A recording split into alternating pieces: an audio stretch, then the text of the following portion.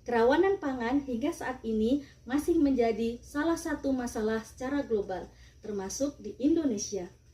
Dalam video kali ini, saya ingin membahas hasil penelitian tesis saya yang berjudul Analisis Kerawanan Pangan Rumah Tangga di Indonesia tahun 2024, yang diukur menggunakan Food Insecurity Experience Scale atau FIES. Pangan merupakan salah satu kebutuhan paling mendasar bagi seluruh umat manusia. Kebutuhan tingkat yang lebih tinggi hanya dapat dicapai apabila kebutuhan dasar terpenuhi.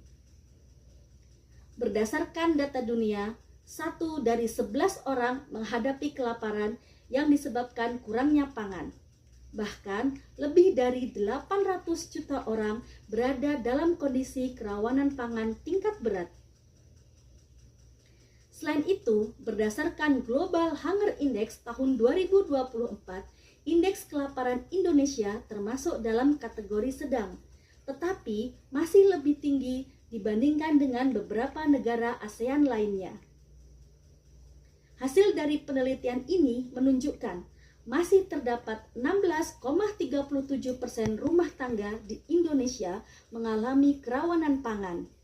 Di antara mereka, sekitar 19% berada dalam kategori kerawanan pangan tingkat sedang.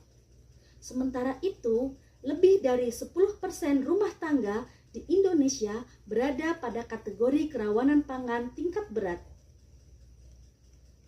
Prevalensi kerawanan pangan tingkat sedang dan berat di Indonesia hingga tahun 2024 masih berada di atas target yang diharapkan, yaitu 4,05%. Ini menunjukkan bahwa masalah kerawanan pangan di Indonesia masih menjadi PR yang harus ditangani lebih lanjut.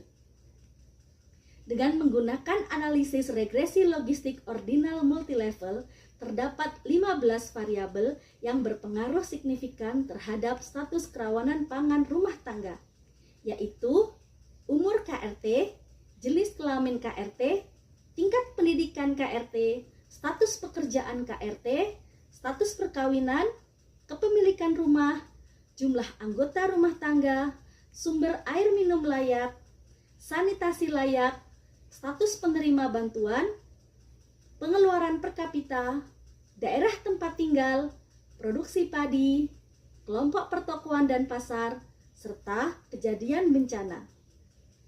Selanjutnya, variasi status kerawanan pangan rumah tangga di Indonesia 18,42% dipengaruhi oleh adanya perbedaan wilayah kabupaten kota. Tetapi sebagian besar dipengaruhi oleh perbedaan karakteristik rumah tangga.